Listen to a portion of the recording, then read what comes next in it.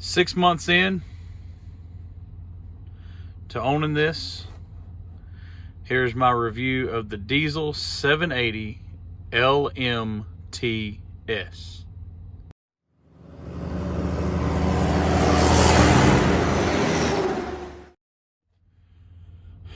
Okay, well, first off, as you see on the box here, this is the 780 LMT-S.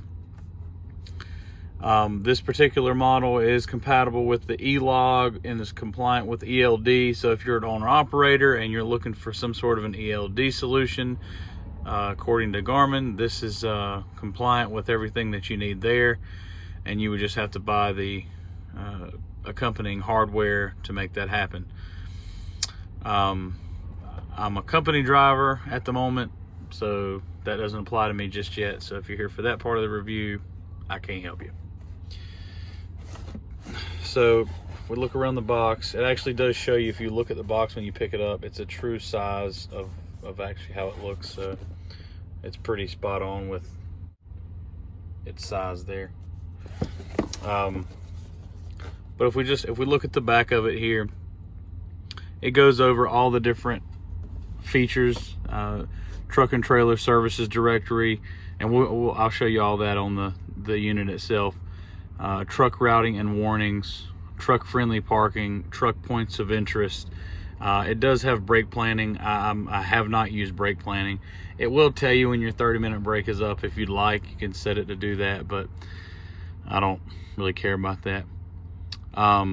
It does tie in features from TripAdvisor and from Foursquare, and there is an app to use with your smartphone. I do not use this app. No particular reason. I just don't feel like it's well put together. Well, okay, I guess there is a particular reason. I don't feel like it's well put together on the Apple version. I love Apple, but I don't think the Apple, because all my friends that have Android devices seem to like it a lot. So when I say no particular reason, what I mean is it works for other people, not necessarily for me. So don't let that sway you from using the app. It has connected features such as Wi-Fi map updates, hands-free calling, voice activated, and smart notifications. So the smart notifications, it just lets you know whenever someone texts you or whatever. Again, that's if you use the app and stuff, and I don't use that. I don't use the hands-free calling, but I do use the Wi-Fi map updates. That's a big reason why I chose, one of my big reasons, and I'll point these out along the way, but I'm gonna just do it as I go. One of my big reasons for wanting the Dēzl is it does have Wi-Fi map updates, so I don't have to, while I'm on the road, I can turn my hotspot on my phone and I can update the maps and the system, use the system updates and the maps for the Garmin right from my phone instead of having to plug it in.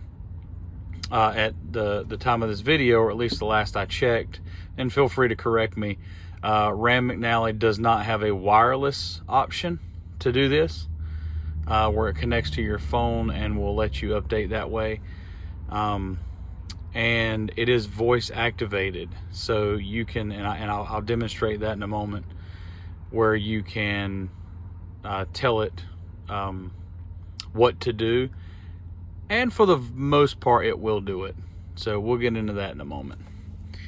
So another big reason why I chose this unit over the Rand McNally is it has a very powerful magnetic mount, and there's mixed reviews on the Rand with how strong the magnetic mount is, but this one is very strong. So if that's something you're wondering about, I can tell you that this one is very powerful.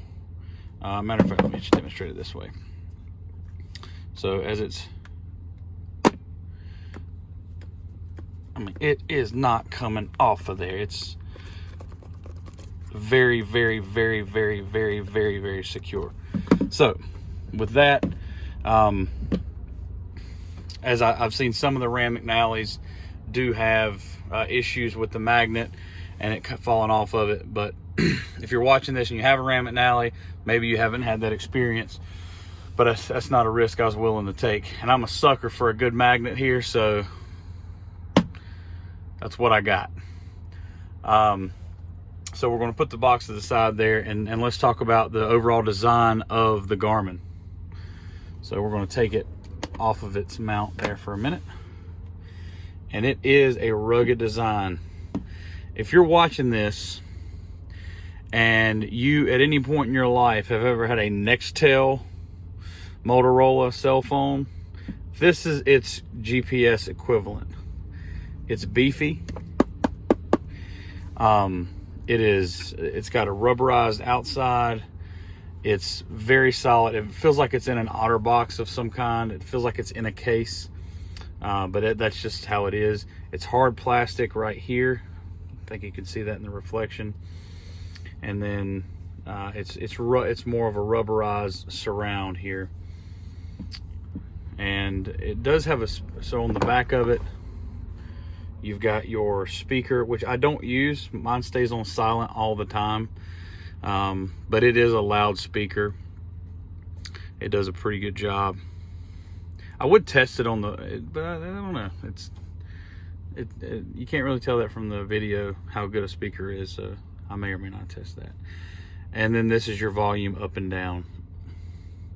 So very simple design, and in my opinion, a far more rugged design, more suiting for a truck driver than the Ram McNally. And this isn't a comparison video, but I know that myself, when I was looking for videos about truck driving GPS, truck GPS, I was myself comparing it to a Ram. So from time to time, I might say something about the Ram McNally, just in case, just pretty much for the same reasons that I was looking at the two whenever I was doing my own shopping.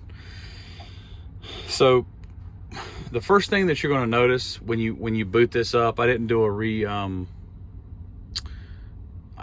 restart or nothing, is you're going to be met with this page right here. And again, you've seen a ton of videos, and it shows this exact same screen, so I'm not going to spend a lot of time on it. But it will show you you can put in the dimensions and everything. One thing that I find interesting, and it was a cool feature explained, or that was pointed out to me, was on this screen, when you select this right here and you go down to your max speed, and my truck is set for 66 miles per hour. It's governed at 66. So what I've done here is I've edited this to 63 miles per hour, so that whenever it does process my route, it'll assume, because the Garmin does recognize, I'd say 70 to 80% of the speed limits on the roads that you're on. And as it calculates the route, it uses that information to give you your ETA. Well, I have it set for 63, so that way it kind of gives me a little bit of a buffer for the time, because before I even found this feature, it was nothing here.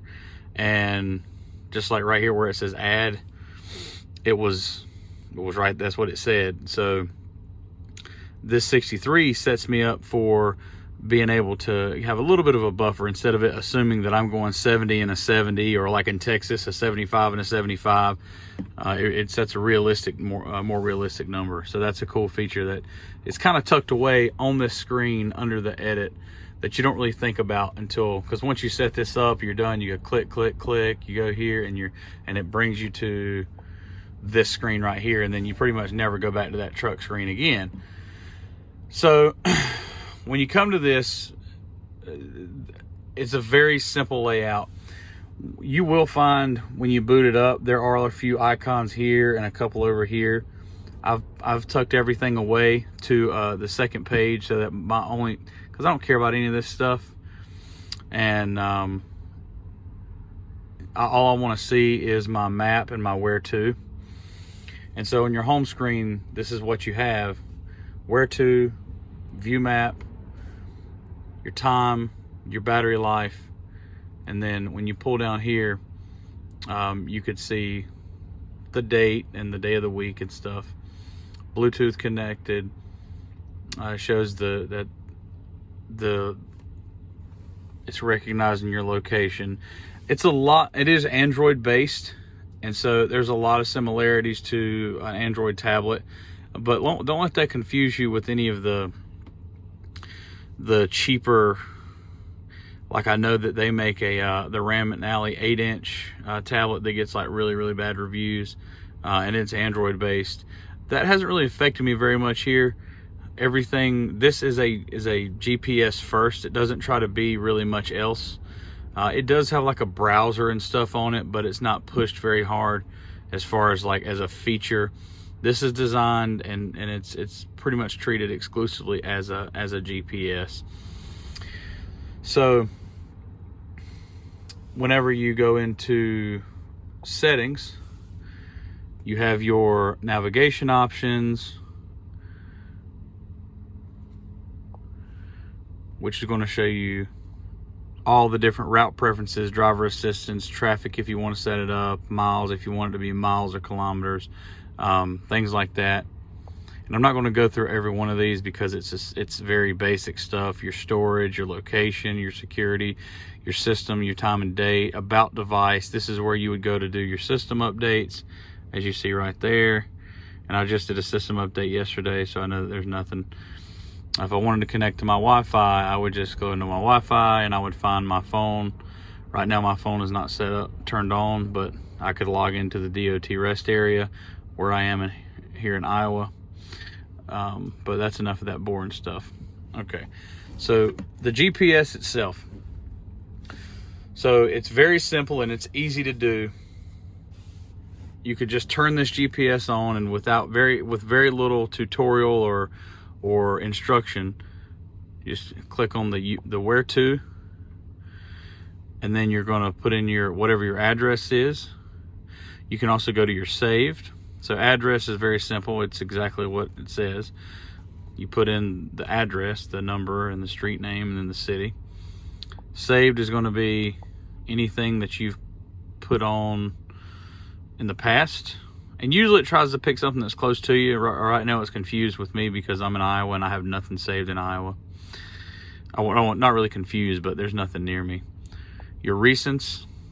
And another thing I like is the font is big, easy to read, almost dummy proof is what I call it, because I'm a big dummy. And so then you got your categories: truck and fuel stations, lodging, restaurants, rest areas, all that stuff. Now this is an important one right here. As you're going down the road, you could pull over or select a truck stop. Let's just say you're needing to pull over. You need something to eat or need a bathroom or whatever. Well, like right here, it shows me there's a Flying J 5.8 miles west of where I am.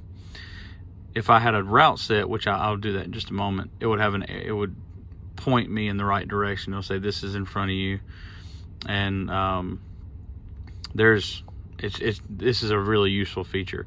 Or if you just want to go to rest areas, just the rest areas are set up right here. I'm a big fan of rest areas. As I just showed you, I'm at a rest area right now. So that's the truck locations. You will use that feature quite a bit. And all you got to do is when you find one, you just touch it. You just touch it and then go. And that's it. And you're on the way. And now that we have the route up, I'll just go ahead and talk about what's on the screen here. 70 miles an hour is the current speed limit on I-80, which is where I am. That's on the bottom left. Well, part of the bottom left. It'll show my current speed. I'm not moving, so I'm going 0 miles an hour, and that is a very accurate number, actually. I'm impressed with how accurate that is using GPS technology. This right here can be edited so many different ways. So if you were to touch on it, it gives you an option to change. So like right now I have it set up current time of where I am, and this will change. So when I cross into a new time zone, this time changes. That's why I keep that there, because yeah, my phone does the same thing, but my GPS is always on and always in front of me. So I like to see the time of the location of the country I am. It's telling me that I'm going to arrive at that rest area in 7 minutes 59 seconds, and it's 6 miles away from me. Whoops. And it's 6 miles away from me. And my arrival time, no, that's the voice command. And the arrival time is 10 hours, I'm sorry, it's 10:40 p.m. All of those can be edited. So right now it's showing me my local time, and if I was to touch that, I can put in my trip, which you can see my trip on this is I've driven 53,213 miles, by the way, with this GPS. So if you want an idea of how much experience I have with it, you can change. You can set the distance to your next turn to be listed, the time until your next turn, your next mile marker, the direction, the speed, the max speed that you've gone, your average moving speed, overall average, how much time you've spent stopped, how much time you've spent moving, sunrise, sunset, time of day, I already got that one, elevation, your latitude, longitude. Those are all the things that you can change. 1, 2, 3, 4. These 4 little columns can be any one of those things that I just listed off. I have mine set to my preferred dashboard, and if I didn't want to see it at all, I would just hit that and make it go away. This right here gives me more features that I can take a look at. So hitting this right here, the settings cog there, if I was to hit volume, it just brings up the volume, and it leaves the volume as the permanent toggle that's right here. But what I have it set at is trip data, and that's all that information. So up ahead, I could leave this on at all times, and I will always know what's coming up ahead of me. The elevation, it'll show me where I'm at in regards to my elevation. Again, this is constant. So where my trip data information just was, this is editing what you see there at all times. Let's see my turn. So right now it's just letting me know that's the different information that's coming up ahead. Volume we just looked at. E-log, that if you have an ELD, that's going to keep your ELD information. If you use the dispatch and track for Garmin, then this would, I don't, so that's not going to show up there, but it would show up all the dispatch information right there. Stop ended my and stop ended my trip. So, which brings me to my next point. When you're not in a trip, so right now I just ended that trip, so you'll see I'm no longer en route to that next rest area. Well, trip A, I haven't changed any of these because this is only up whenever I'm not in a trip, so it doesn't bother me. This is just showing that I've had 53,000 miles. My moving average is 57 miles per hour, and my moving time is 940 hours and 2 minutes since I've had this GPS. So that's essentially breaking down all of that right there.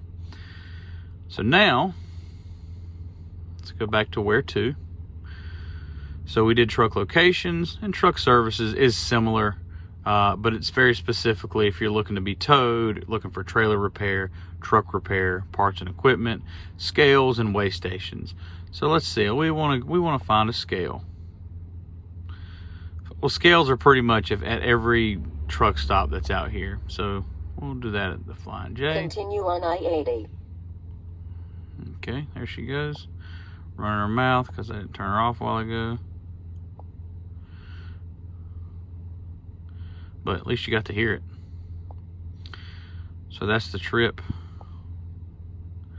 So now our trip information is back up here. So now that we're back on this route, you'll see that the trip information is right back where it was before. Now, the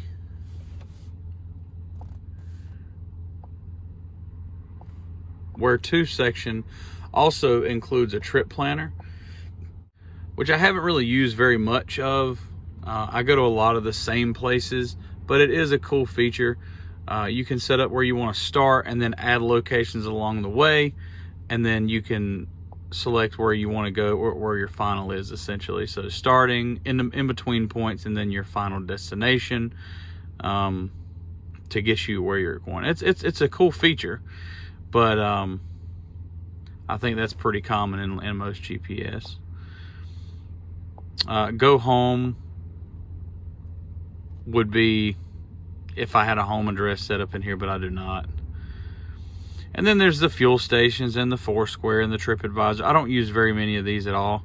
Pretty much these top address, saved, recent, and truck locations are the ones I use the most. Now there's also a search feature. So if I did want to look for, let's just say I want to look for a Love's.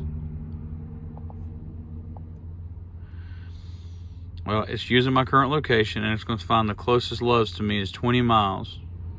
But you got to be careful, because it's just showing like in the surrounding area. So 20 miles east of me, and I'm heading west. So I would want to make sure that I found one that was west. So 21 miles west of me. Then you can look at it on a map view. And it's essentially just showing me the closest one right there. But that's how the search feature works. Now, my favorite feature of this GPS that I know, at least at the time of this video, is not on the Ram McNally. Okay, so if you have your route up, so we have decided we're going to go 6 miles up the road, 8 minutes up the road to the Pilot. Well, I want to edit that route. So I'm on my regular screen here. I'm going to touch the screen, and right here with this little plus sign in it, I'm going to touch that logo, and it shows me my route. But let's just say I don't want to go the route that it's taking me there. So what I'm going to do is let's say I know that maybe there's a detour up ahead or something, or for any particular reason I want to take a different road. Well, I'm going to touch,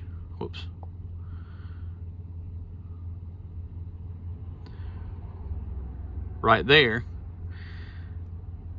and you'll see that it added 3 minutes. So let's say I don't want to do that one. Delete shaping point, yes. Instead, I want to go this way. Again, adds 3 minutes. So it will let me change my route to get there however I'd like to get there. And then all I do is I hit go, and it reroutes it. That, I would say, is probably the #1 reason why I chose the Garmin over the Rand, other than other reasons having to do with hardware. I would say is more superior on this one than the Rand. The software on the Ram McNally is pretty cool. It does some cool things. It's a little slicker at times, but this one, it really does come in handy to be able to edit this route. So I would say if you're new to trucking and you don't have every road in the United States memorized like the back of your hand, being able to edit a route, because I know that there's some places that we go and there are, even though the whole purpose of a truck GPS is that it's supposed to keep you on roads that are truck friendly, that's only right by about 80 to 90% of the time. Other times you have to do your own research, use your atlas, and use Google Street View, everything that you have at your disposal. And if you see something that's a little shady, you can just hop into here, touch your route edit button, and say, well, no, I don't want to go, that looks like a not very truck friendly road, so I want to go over here instead. And then that's it, and you'll just hit go. So that's a really big reason to choose the Garmin over any other. And I'm reviewing the 780. Just for reference, the 770 has a lot of these same features. I can't remember which ones it does not have. I do know that it does not have the magnetic connecting back. Essentially, this ball that you see that's in the back of this magnet, it goes into the unit, so it's on the pivot there. It's not on this magnet, so that's another reason. Again, I know I've mentioned the magnet, but that's why, one of the reasons why I didn't get the 770 over the 780. Okay, so let's test out the voice recognition. So it's a little sensitive sometimes, but not really. I've done it twice on this video, but it's when you're driving down the road, talking on the phone and stuff like that, it doesn't come on very much. But what you have to say is voice command, view map. Okay, so let's go back, because I was already on the map, so you see that's, so let's just go to where to, and I'm just going to voice command, view map, takes you right to it. Voice command, saved places, view list, 1, navigate, start new route,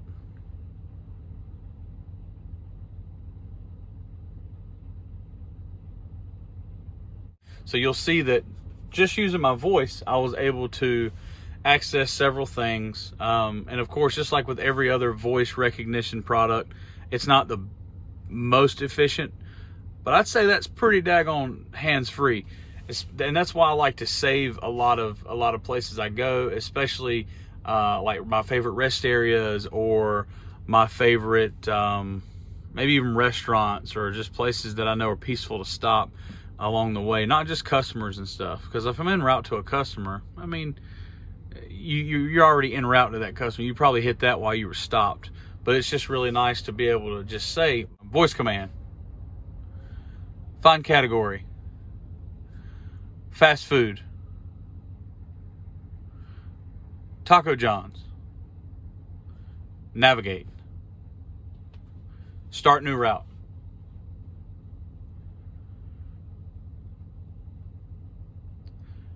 So I think that's enough of the voice command demonstrations, but you get the idea. It's pretty handy, and it definitely is not a gimmick. It's especially since you have to be hands-free. I know my company specifically, you know, you'll get in trouble if they catch you touching your GPS or whatever while the truck is moving. So that's a super handy feature. For the most part, that's really all there is to the Garmin. Oh, and if you're wondering which charger I have, I mean, it's the one that came with it, but I mean, there is a charger. This come in the box, and I just disconnected it. It was, it goes right into there, so goes right into the base, right into there. And then you're good to go. So I am very glad that I bought this GPS, and they hold their value pretty well too. So I'm not saying you're not going to find one cheaper than $500. I think I might have got it from Love's with like a $60 rebate for like $430, or it was every bit of $400. And I can't remember exactly how much I paid for it, but I can tell you that it was worth it. I can tell you that it's certainly one of the better tools that I've purchased for my truck driving career. especially knowing nothing about the business. And I can't stress enough that this is not a replacement for common sense, and you are not to blindly use this, but it is a fantastic tool to get you where you're going, and I can't recommend it enough. If you have any specific questions about it, please ask me. There are other features in here, like if you was to touch this button,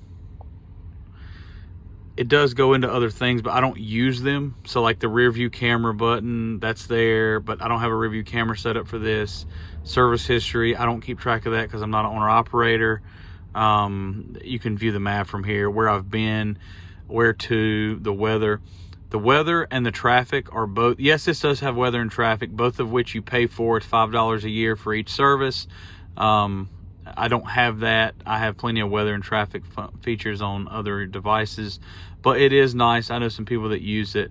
Another thing that folks do use with the, not folks, but that this does have, that it's not listed, it does recognize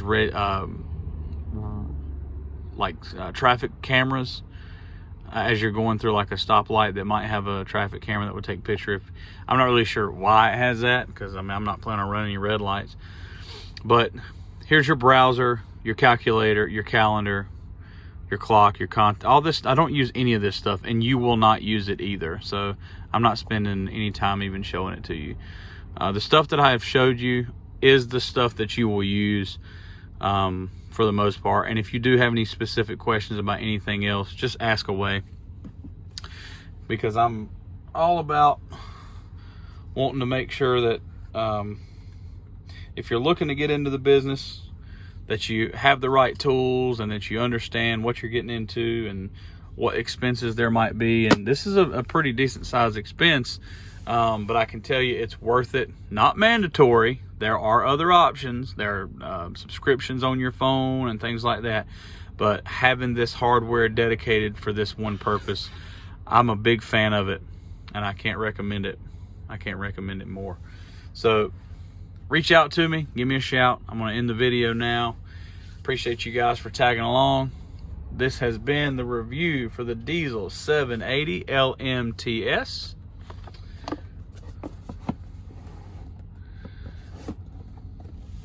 And until next time, drive on, driver. Y'all stay safe out there.